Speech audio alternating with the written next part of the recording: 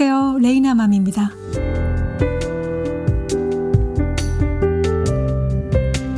요즘 식물을 키우는 것에 제가 푹 빠져 있는데요. 너무 사랑을 많이 줘도 또 지나치게 관심을 많이 줘도 싫어하는 것 같고요. 그렇다고 그냥 내버려 두면 안 되고요. 적당한 관심과 적당한 거리가 제일 좋다는 생각 해봅니다. 이게 식물 키우기뿐 아니라 인간 관계도 그렇지 않을까요? 오늘도 뉴스를 기반으로 이슈 전해드리겠습니다.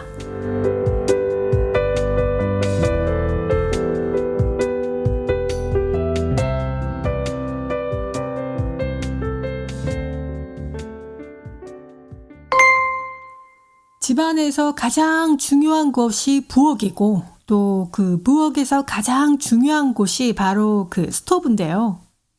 가스 스토브를 쓰시는 분도 있고 또 전기 스토브를 선호하시는 경우도 있습니다. 특히 이 전기 같은 경우는 불을 끈다고 해도 그 잔열이 굉장히 오래 남아 있잖아요. 가스 그 불꽃이 나오는 스토브 역시 팬이 그 잔열을 갖고 있기 때문에 우리가 그 잔열로도 충분히 조리 시간을 할 수 있다는 거예요. 마치 그 우리나라 밥을 지을 때 뜸을 들이는 거. 불을 끄고도 뚜껑을 금방 열지 않고 가만히 놔두잖아요. 이 뜸이 자동적으로 들 수 있게. 기사를 보니까 잔열로 익혀라. 이산화탄소 줄이는 패시브 쿠킹 아세요? 라는 기사예요. 파스타를 만들 때 패시브 쿠킹 조리법을 활용한다면 온실 효과를 유발하는 이산화탄소 배출량을 줄일 수 있다고 합니다. 패시브 쿠킹은 단어에서 유추할 수 있듯이 이 수동적인 요리 방법인데요. 직접적으로 열을 가해서 요리하지 않고 조리하면서 나온 그 주변 열로 자연히 조리되게 하는 게 핵심입니다. 일반적으로 파스타를 끓는 물에 면을 넣고 10분에서 12분 삶는데 패시브 쿠킹으로 조리할 때는 단 2분만 삶는다고 해요. 대신 냄비 뚜껑을 닫은 채로 8분에서 10분 가만히 두는 거죠. 그 끓고 있던 잔열로 파스타 면이 익게 됩니다. 패시브 쿠킹은 19세기 중반부터 사용된 조리법인데요. 2022년 이탈리아 파스타 전문점인 바릴라가 패시브 쿠킹 캠페인을 열면서 다시금 화제가 됐습니다.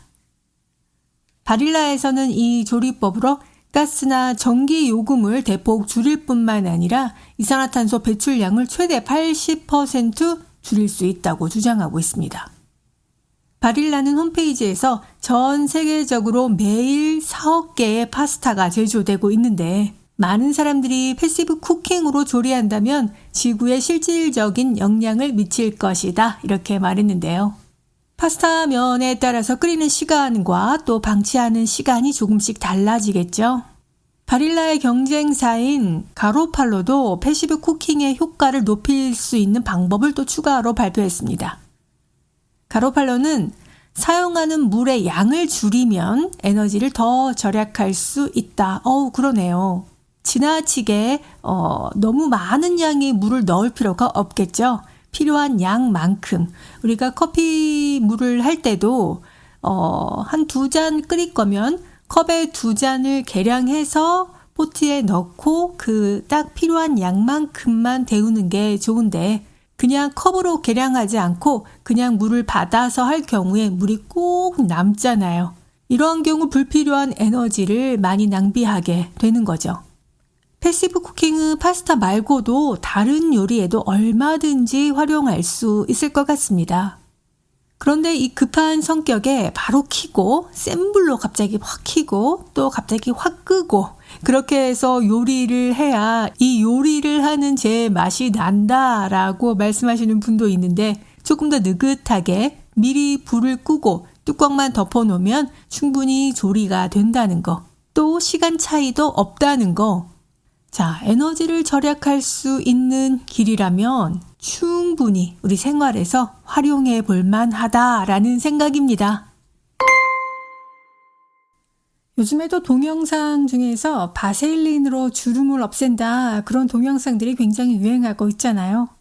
근데 그 밖에도 바세일린의 용도가 굉장히 많은데 나무나 가죽 가구에 긁힌 자국 있잖아요. 그럴 때 경미한 긁힘 같은 경우 바세일린을 충분히 사용해서 그 표면의 긁힘을 제거할 수도 있다고 합니다.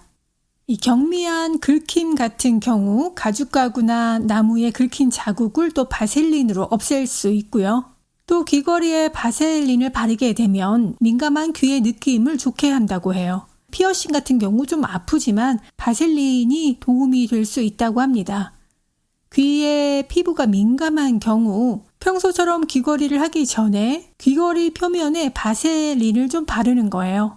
그래서 귀걸이를 할 때 좀 아프지 않게 해준다고 합니다. 또 하나는 반지가 안 빠질 때, 이럴 때 진짜 난감한 경우 굉장히 많습니다. 아무리 빼려고 해도 빼려고 하면 할수록 손이 더 부어올라서 정말 반지가 안 빠질 때가 있는데, 이럴 때 벗겨지지 않는다면 이 바셀린의 도움을 얻을 수 있는데요.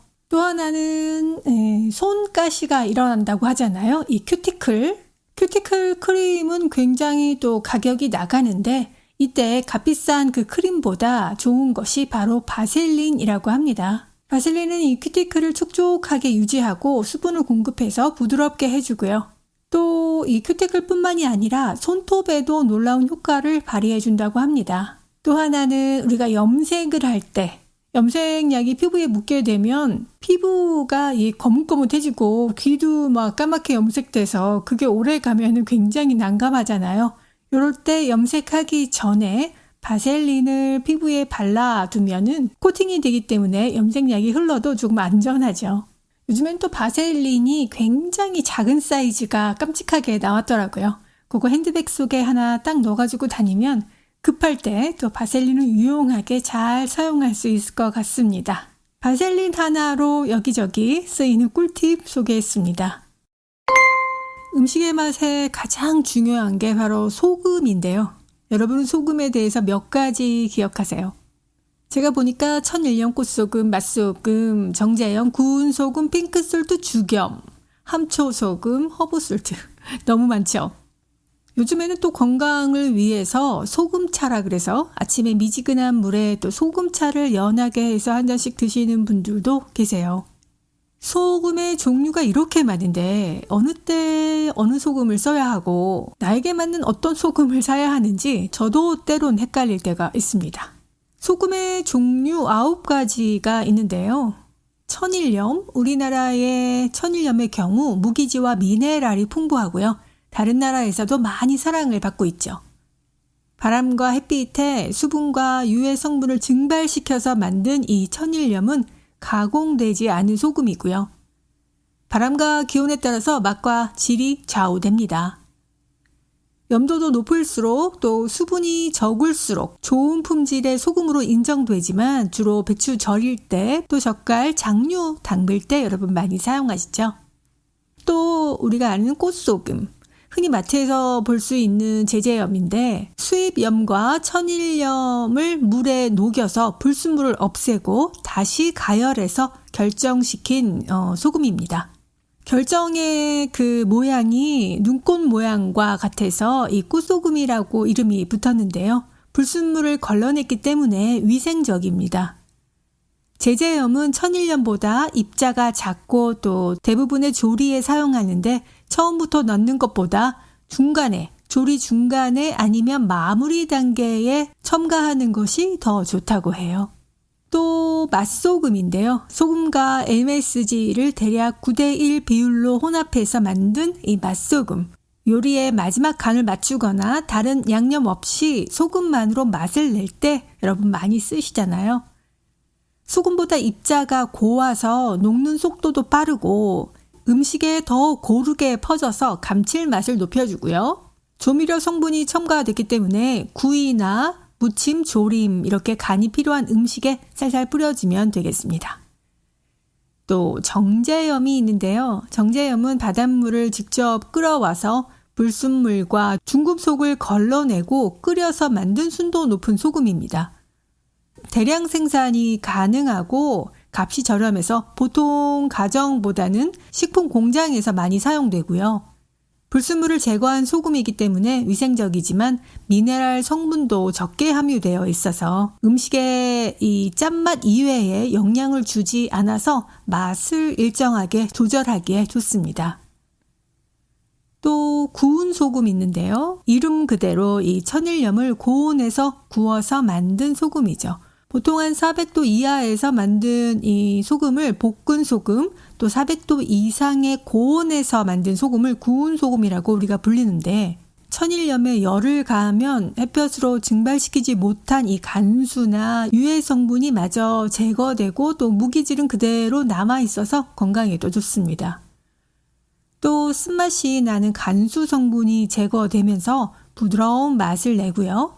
다른 소금에 비해서 짠맛이 덜해서 무침이나 조림, 또 생채 같은 이런 조리에 잘 어울린다고 합니다. 또 핑크 솔트가 있죠. 히말라야 이 광산에서 생산된 자연 그대로 소금으로 분홍빛을 띠게 되죠. 천연 암염이라고 하잖아요. 그래서 80여 가지의 다양한 미네랄이 함유되어 있고요. 무기질과 철분도 풍부합니다. 간수 0%의 순수한 소금으로 짠맛은 덜하지만 신맛이 적어 깔끔하고 담백한 맛을 느낄 수가 있고요. 식용은 물론이고 입욕제로도 우리가 많이 사용하죠. 미국이나 유럽 등 세계 나라에 가장 많이 생산되고 또 소비되는 소금 중에 하나입니다. 한때 굉장히 유행했던 죽염, 대나무통 속에 천일염을 넣고 황토 뚜껑을 덮은 후에 600도의 뜨거운 그 소나무 장작불에서 무려 9번을 구워낸 소금인데요. 천일염으로 구워서 가루를 낸 것이죠. 미네랄 성분과 대나무의 유효 성분이 더 강해져서 건강식품이라고 우리가 많이 찾았잖아요. 보통 죽염은 요리보다는 미용과 또 질병 치료에 많이 사용되죠. 또 하나는 함초 소금입니다. 일반 소금에 비해서 나트륨 함량이 적고요. 칼슘, 마그네슘 같은 미네랄 성분이 풍부하게 들어있고요. 갯벌에서 소금기를 머금고 자란 함초를 그대로 말려서 가루로 만들어서 사용하는 경우입니다. 여기에 소금의 짠맛을 더하는 경우도 있는데 함초 소금 중에는 일반 함초 소금은 양치나 또는 각을 이렇게 생활 용도로 사용하고요. 구운 함초 소금은 식용으로도 사용합니다. 또 마지막으로 허브 솔트가 있는데요. 소금에 주로 로즈마리나 타임, 오레가노 같은 맛을 더해서 만든 이 허브 솔트는 양념 소금의 일종인데 고기나 생선, 채소를 구울 때, 볶을 때, 또 잡내를 줄여줄 때 깔끔한 맛을 더해줍니다. 또 삼겹살이나 고기를 구워 먹을 때도 굉장히 좋죠. 소금의 종류가 이렇게 많은지 저도 여러분에게 전해드리면서 공부를 하게 되네요. 소금만 잘 써도 음식의 맛이 확 바뀐다고 하는데 음식에 또 건강에 맞는 용도로 소금 잘 활용하시기 바랍니다.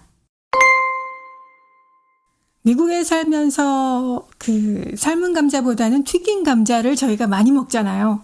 건강에 좀 안 좋다고 하니까 좀 덜 먹어야지 해도 또 가끔 이렇게 생각나는 게 바로 또 프렌치 프라이인데요.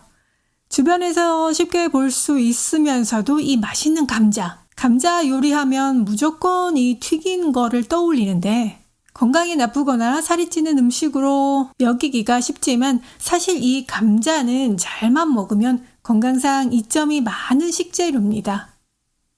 심지어 최근에 영양학 저널에 실린 연구 결과에 따르면 삶은 감자를 먹으면 사망 위험을 줄여주고 수명까지 늘려준다고 합니다.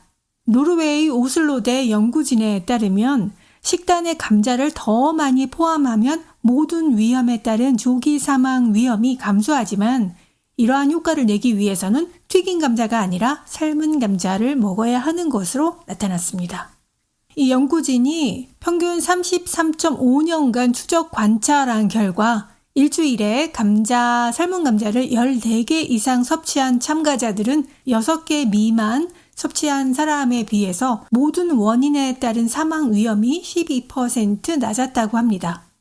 연구진은 이번 결과가 감자가 슈퍼푸드임을 증명하기보다는 세간의 인식처럼 건강에 나쁜 음식이 아니라는 사실을 보여준다고 설명했는데요.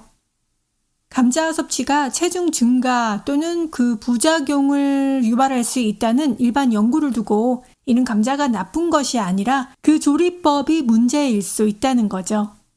감자는 칼륨, 식이섬유, 비타민 C, 페놀산 등 인체에 중요한 영양소를 공급하는 천연 공급원입니다. 감자에 들어있는 이 비타민 C는 피로를 줄이고 면역력 향상에 도움을 주는 중요한 영양소죠. 감자의 풍부한 또 칼륨은 체내 나트륨 배출에 도움을 줄 수 있어서 혈압 조절에 효과가 있고요. 상대적으로 칼로리가 낮고 또 섬유질도 풍부해서 다이어트에도 도움이 된다고 합니다. 자기 전에 미리 삶아 놓으면 다음날 또 든든하고 간편하게 아침 식사를 즐길 수 있고요. 밤새 공복 상태에 있던 그 위는 자극에 예민할 수 있는데 감자 전분 등이 오히려 염증을 줄여서 속이 편안한 아침 식사를 가능하게 합니다. 감자는 표면이 매끄럽고 또 단단하면서 무거운 것으로 고르는 게 좋고요. 싹이 나거나 녹색으로 변한 것은 독소가 있기 때문에 피해야 하고요. 냉장고에 넣어서 보관하는 게 아니라 신문에 싸서 햇빛이 없고 서늘하고 건조한 곳에 보관하면 되겠습니다. 미국에 오기 전에는 삶은 감자를 종종 먹었었는데요. 이 햇감자가 나오면 굉장히 파실파실한 게 맛있잖아요. 그런데 이 미국에서 또 가끔 먹게 되는 이 프렌치 프라이가 얼마나 맛있는지 튀긴 게 건강에 안 좋다는 거 알면서도 가끔 또 생각이 나고 달콤한 케찹에 탁 찍어 먹으면 그렇게 맛있을 수가 없는데 앞으로는 조금 더 삶은 감자를 즐겨보도록 하겠습니다. 비교적 또 감자는 또 저렴한 식재료고 별다른 특별한 조리법이 없이도 맛있고 또 감자의 특징은 매일 자주 먹어도 맛있다는 거잖아요. 감자를 좋아하셨는데 약간의 감자에 대한 오해가 있으셨다면 건강에 좋은 음식이니까 삶은 감자 많이 드시기 바랍니다. 요즘 영양제 한두 가지 안 드시는 분은 없을 거예요. 요즘에 TV만 틀면 이 건강 프로들에서 뭐가 좋다 이렇게 나오기 때문에 영양제를 계속 사다 보니까 이 가지수가 굉장히 많은데 이 영양소별로 먹으면 좋은 시간대가 따로 있습니다. 직장인 A씨는 매일 영양제를 챙겨 먹는데요. 하루 일과 중에서 영양제 먹는 것을 깜빡해서 갑자기 자기 직전에 생각나서 복용했는데 유독 잠들기 어려웠었다고 합니다. 여러분도 그런 경험 있으시죠? 잠자기 전에 잘못 먹은 이 영양제 때문에 속이 굉장히 쓰리거나 이래서 불면을 겪으시는 경우 아주 심각하게 이 속이 거북하다면 내가 이 약을 먹어서 그렇구나 이렇게 생각이 들 텐데 그냥 좀 불면증을 겪을 때는 이게 약 때문인지 잘 모를 수가 있죠. 몇몇 영양소를 밤에 먹으면 불면증을 겪을 수 있다고 합니다. 영양제도 주요 영양소에 따라서 복용하면 좋은 시간대가 따로 있는데요. 비타민 B9는 밤늦게 먹으면 잠들기 어렵다고 합니다. 비타민 B1은 탄수화물을 연소시켜서 에너지를 생성하는 데 필요한 보조 효소 역할을 하고 또 비타민 B는 성장과 세포 재생을 돕는 촉매로 사용하는데요. 비타민 B3는 탄수화물, 지방산, 알코올 대사와 세포 내 호흡에 쓰입니다. 비타민 B6는 단백질과 체지방 대사에 중요하고요. 전반적으로 신진대사를 활성화하는 데 특성이 있기 때문에 밤에 먹게 되면 숙면을 하지 못한다고 합니다. 그래서 비타민 B9는 오전에 섭취해야 효과가 최대화되고요. 호르몬 생성과 에너지 대사를 원활하게 해서 활기찬 하루를 보낼 수 있게 해줍니다. 식전에 복용하면 흡수율이 높아진다고 알려졌고요. 다만 비타민 B군 섭취 후 속쓰림이나 울렁거림이나 위장 장애를 겪은 적이 있다면 아침 식후에 복용하는 것이 낫겠죠. 비타민 C도 비타민 B와 비슷한데요. 아침 식사 후 복용하면 됩니다. 신진대사를 활발하게 하는데 효과가 있어서 오후 늦게 고용량 복용하게 되면 밤에 잠이 잘 오지 않을 수 있습니다. 산성이라 또 공복에 먹으면 속이 쓰릴 수 있고요. 또 많은 사람들이 찾는 이 유산균이요. 기상 직후 공복 상태로 섭취하는 게 가장 좋다고 합니다. 위산의 양이 가장 적은 때, 그럴 때 섭취해야 유산균의 생존율을 좀 높일 수 있다고 해요. 아침 식사하기 한 30분, 1시간 전에 물과 함께 섭취하면 유산균의 효과를 조금 더 크게 볼 수 있겠습니다. 오메가3는 또 점심 전후에 먹는 것이 좋다고 해요. 생선 기름으로 만들어진 탓에 빈속에 먹으면 비린내가 올라와서 메스껍잖아요. 음식과 함께 먹게 되면 속쓰림이나 위장 장애 등 부작용을 좀 줄여주고 흡수율은 높아지고요.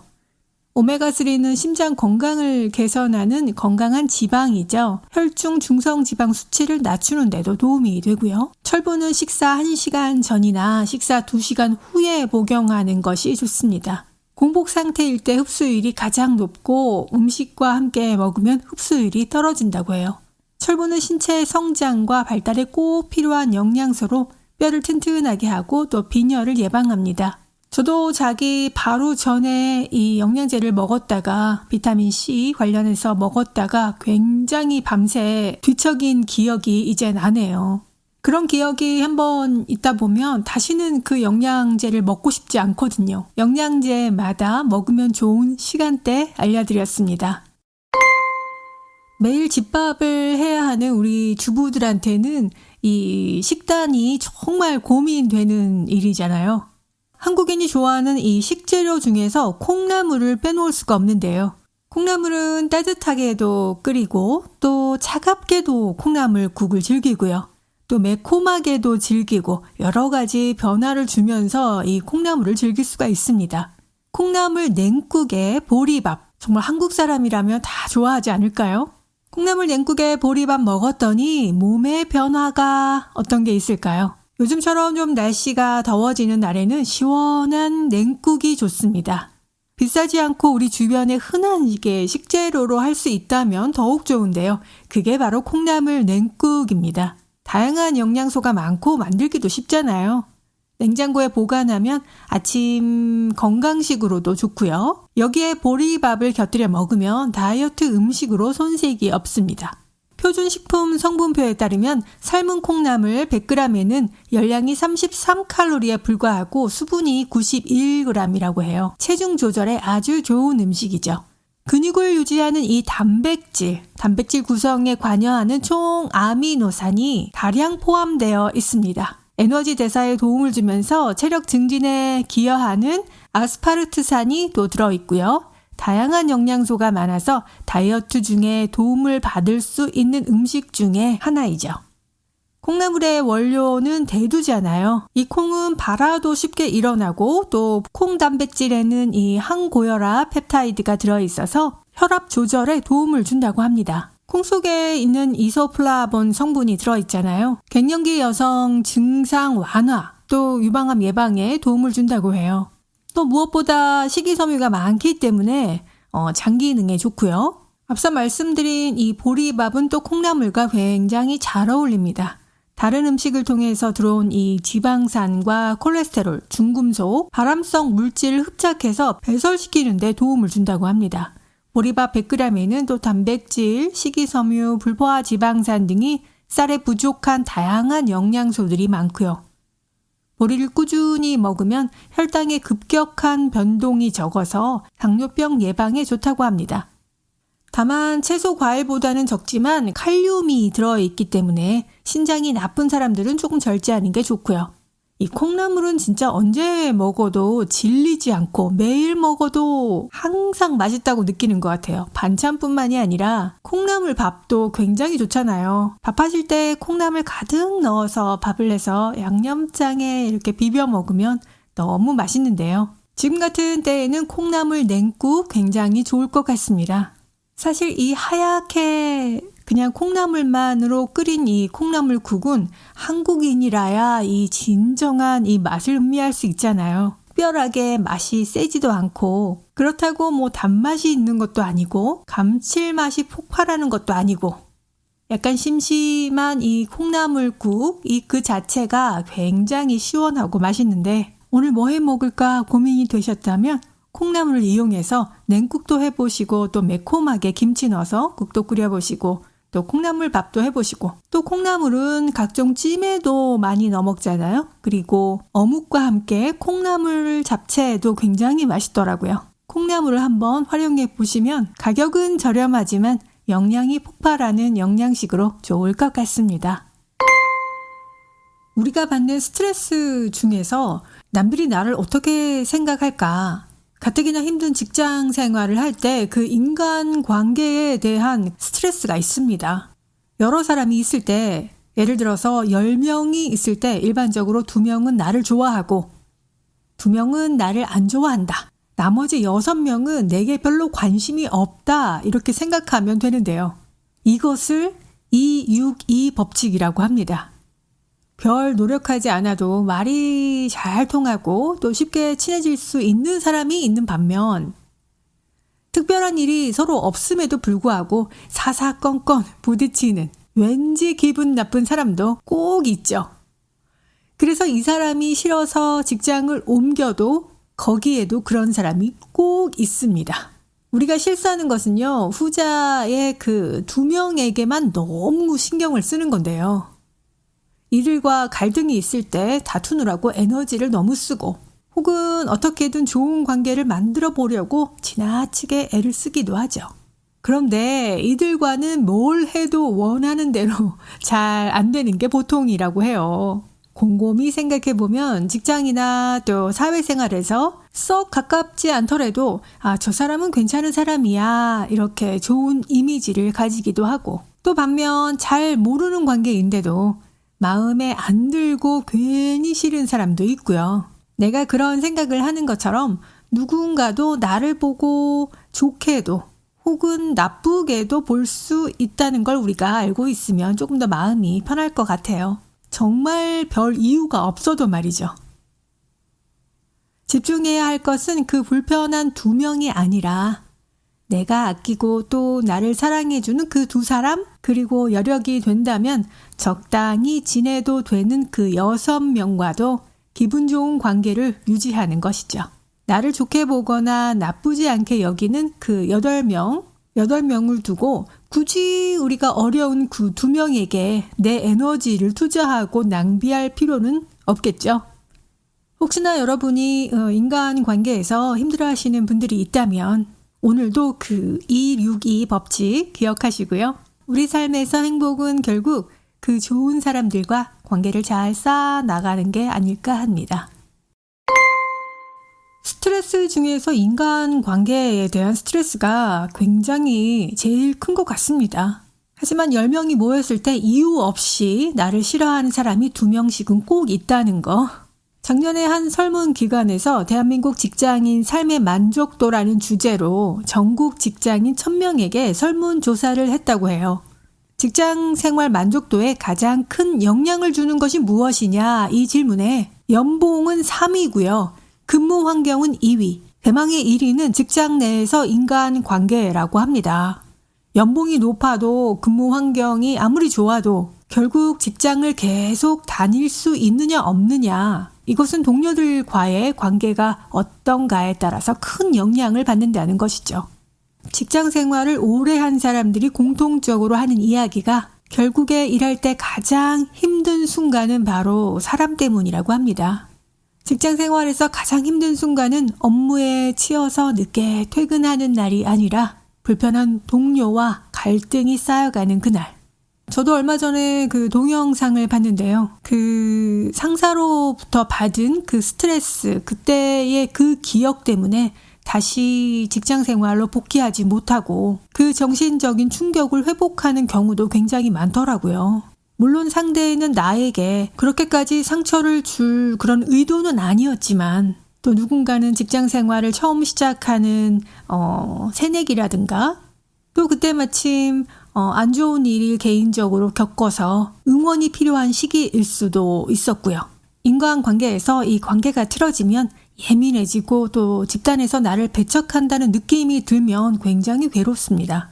직장에서는 또 가족들보다 오히려 함께하는 시간이 더 많잖아요. 매일 봐야 되고 그런데 누군가가 나를 싫어한다는 느낌이 들면 정말 온종일 불쾌하죠.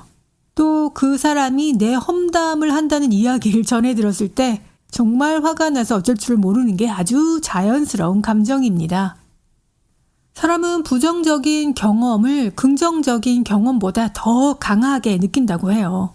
심리학자 연구에 따르면 부정적인 경험이 긍정적인 경험보다 2배 이상 더 강하게 느껴진다고 합니다. 이것은 인간관계에서 부정적인 그 상호작용을 한번 상쇄시키려면 긍정적인 상호작용이 5번은 있어야 극복할 수 있대요. 우리 인간관계에서 좋은 기억들이 여러 번 있더라도 기분 상한 일이 한 번만 있으면 그것을 다 파괴해 버린다는 거죠. 그런데 여러분 이렇게 생각해 보시기 바랍니다. 그 사람은 나를 지적한 게 아니라 일을 지적한 것이다. 아니면 앞서 제가 말씀드렸듯이 10명 중에 2명은 나를 싫어하는 게 법칙이다. 내가 어디를 가든 어디에 속하든 이 사람을 피해서 다른 곳에 가도 그 2명은 꼭 존재한다. 이것은 나의 행동과 상관없이요. 누구를 위해서가 아니라 바로 내 자신을 위해서. 인간관계 설명서였습니다. 지금까지 레이나 맘이었습니다. 여러분 행복하세요.